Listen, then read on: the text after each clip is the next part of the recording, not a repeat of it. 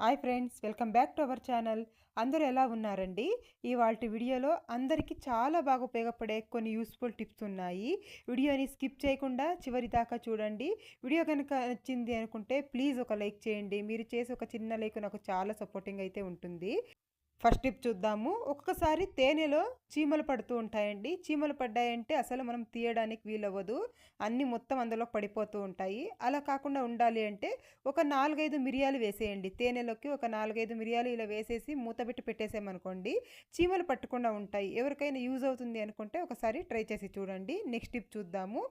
ఒక juice bottle కానీ, లేదంటే వాటర్ బాటిల్ కానీ ఇలాంటి వేస్ట్ పడేస్తూ ఉంటాం కదా! అలాంటిది ఒకటి తీసేసుకోండి. తీసేసుకొని చూడండి, దీన్ని పైన ఉన్న కవర్ మొత్తం తీసేస్తున్నాను. ఇవి చాలా బాగా యూజ్ అవుతాయండి. తర్వాత కాస్త ఇలా చాకు వేడి చేసి కట్ చేసుకుంటున్నాను. ఇలాంటివి చిన్న టిప్సే కానీ చాలా బాగా ఉపయోగపడతాయండి. చూడండి, పై భాగాన్ని ఇలా కట్ చేసేసుకొని క్యాప్ తీసేసాను. తర్వాత ఇలా చిన్నగా 2 హోల్స్ అయితే వేసుకుంటున్నానండి. ఇలా చాకు వేడి చేసేసి 2 హోల్స్ పెట్టేస్తున్నాను.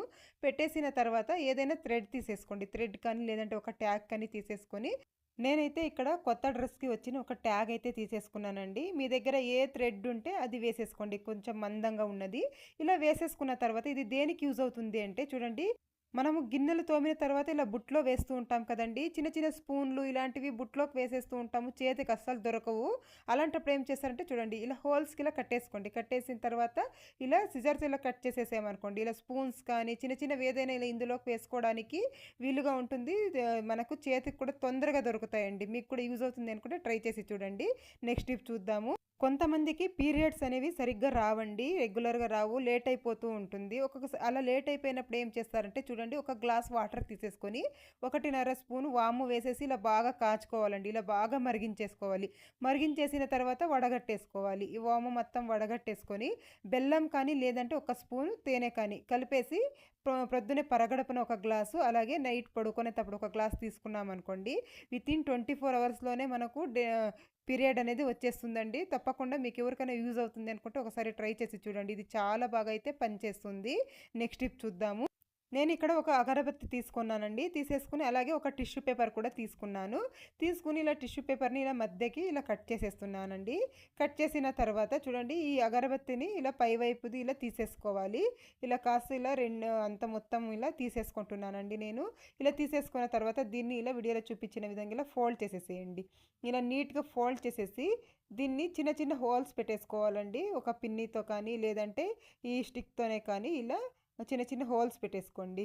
పెట్టేసుకున్న తర్వాత దీన్ని మనము బీరువాలో కానీ, కబోర్డ్‌లో కానీ, బట్టలు అక్కడొకటి అక్కడ పెట్టేసామనుకోండి, ఘాటు స్మెల్ లేకుండా ఉంటాయి. మంచి స్మెల్ వస్తుంది. ట్రై చేసి చూడండి. నెక్స్ట్ టిప్ చూద్దాము.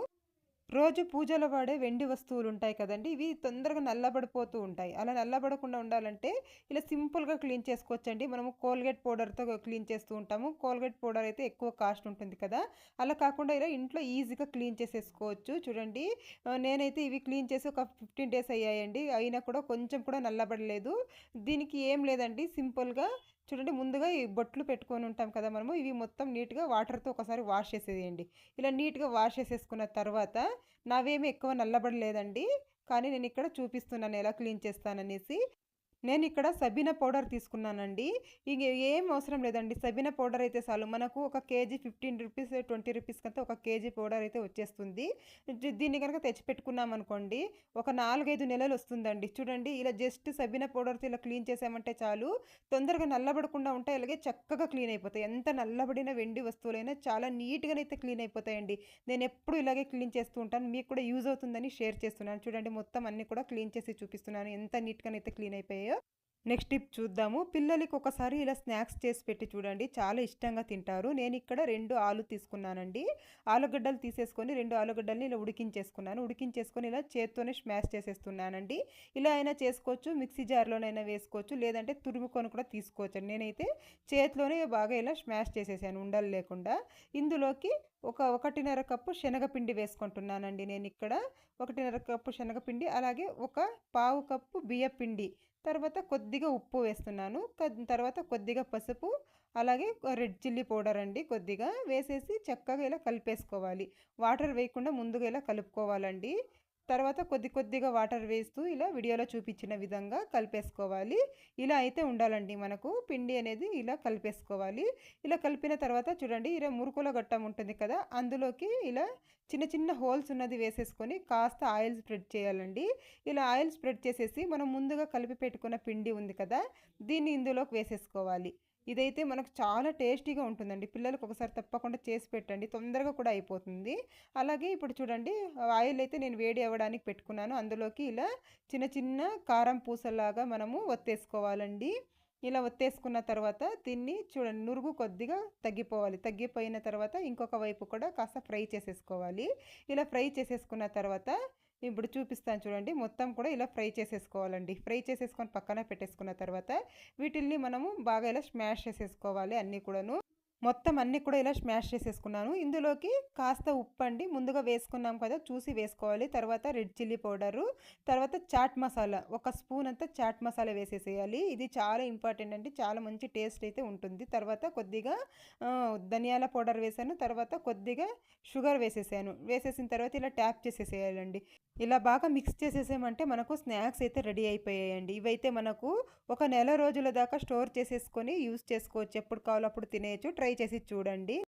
నెక్స్ట్ టిప్ అండి, ఎండు ద్రాక్షలు ఎక్కువగా తెచ్చేస్తూ ఉంటాము. అవి ఒక్కొక్కసారి నల్లబడిపోతూ ఉంటాయండి అలా పెట్టడం వల్ల. అలాంటప్పుడు కొద్దిగా పంచదార ఉంటుంది కదండి ఇంట్లో, కొద్దిగా పంచదార వేసేసి కనుక మనం స్టోర్ చేసుకున్నట్లయితే ఎక్కువ రోజుల దాకా ఫ్రెష్గా ఉంటాయి, నల్లబడకుండా ఉంటాయండి ద్రాక్షలు. ట్రై చేసి నెక్స్ట్ టిప్ అండి, మనము కుక్కర్లో కాకుండా ఇలా ఓపెన్గా అన్నం చేస్తూ ఉంటాం కదండి. అలా చేసేటప్పుడు ఇలా ఉడికేటప్పుడు అండి గంజి ఉంటుంది కదా, అన్నం గంజి, ఇది తీసేసుకోండి ఫ్రెండ్స్. ఇలా అన్నం వండినప్పుడు ఉప్పు వేయకుండా వండాలండి. ఎందుకంటే ఇది మనము హెయిర్స్కి వాడతాం కాబట్టి ఉప్పు అనేది వేయకూడదు. ఇలా మనం చేసేటప్పుడు ఉప్పు అనేది వేయకూడదండి. ఇలా నేను తీసుకున్నానండి, ఎంత కావాలో అంత అన్నం గంజి అయితే నేను తీసేసుకున్నాను. తీసుకున్న తర్వాత ఇది పక్కన పెట్టేస్తామండి. ఇది బాగా చల్లారాలండి. కొద్దిసేపు ఇది బాగా చల్లారాలి. చల్లారేదాకా మనము పక్కన పెట్టేసుకుందాము. చూడండి ఇక్కడ చల్లారిపోయిందండి. ఇందులోకి మనము ఇప్పుడు మీరు ఏ షాంపూ యూస్ చేస్తే ఆ షాంపూ తీసుకోండి. తలస్నానం చేసేయడానికి ఏ షాంపూ యూస్ చేస్తారో అది తీసేసుకోండి. దీన్ని మనము ఇందులో కలిపేయాలండి. మొత్తము మీకు ఎన్ని షాంపూ కావాలో అన్ని షాంపూ వేసుకొని బాగా కలిపేసేయాలి. దీన్ని బాగా కలిపి మనము తలస్నానం చేస్తాం కదండి, అప్పుడు దీన్ని యూస్ చేస్తే మనకు హెయిర్స్ అనేవి చాలా స్మూత్గా ఉంటాయి. బాగా హెయిర్ గ్రోత్ అనేది చాలా బాగుంటుందండి.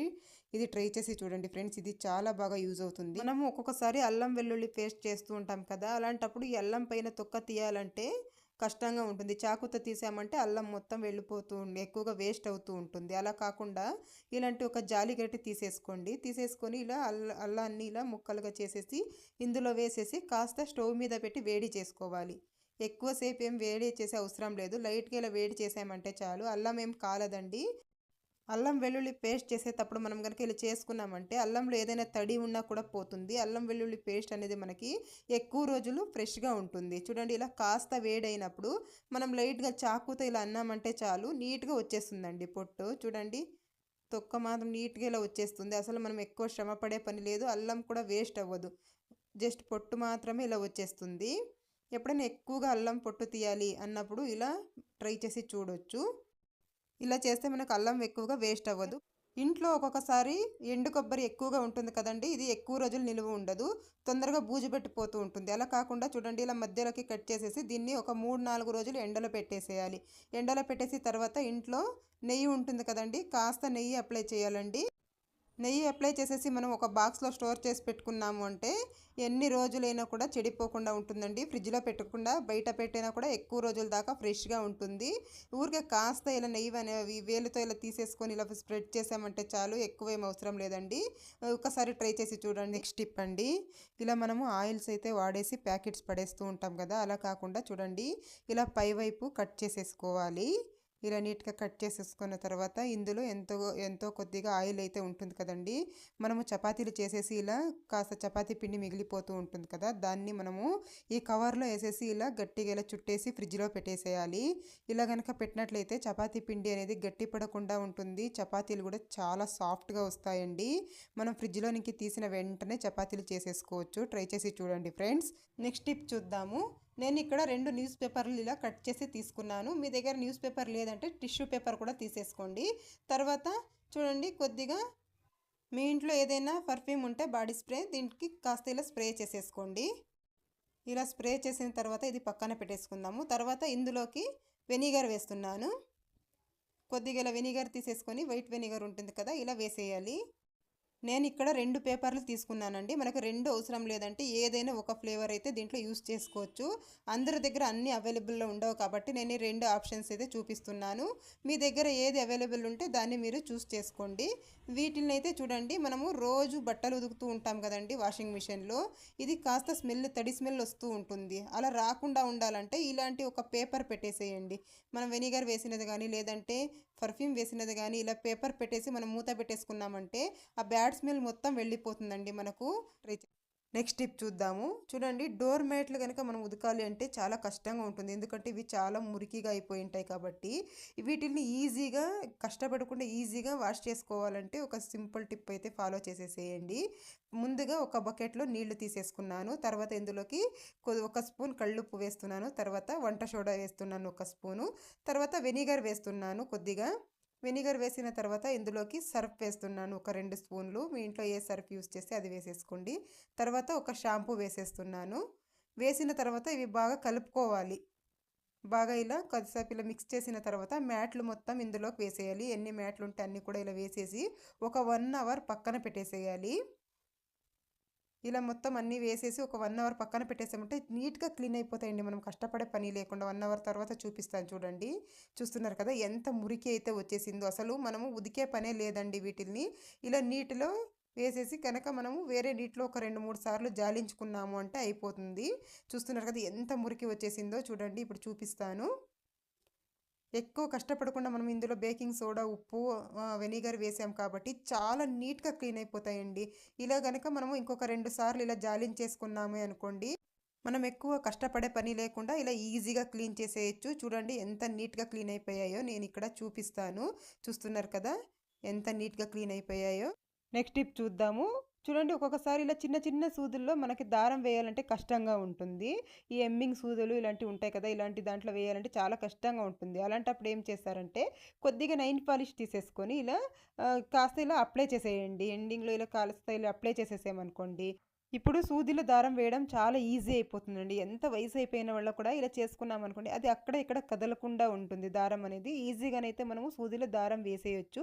ట్రై చేసి చూడండి. ఇదండి ఇవాల్టి వీడియో. మీకు కనుక వీడియో నచ్చింది అనుకుంటే లైక్ చేయండి, షేర్ చేయండి. అలాగే ఛానల్కి సబ్స్క్రైబ్ చేసుకోండి friends. Thank you for watching.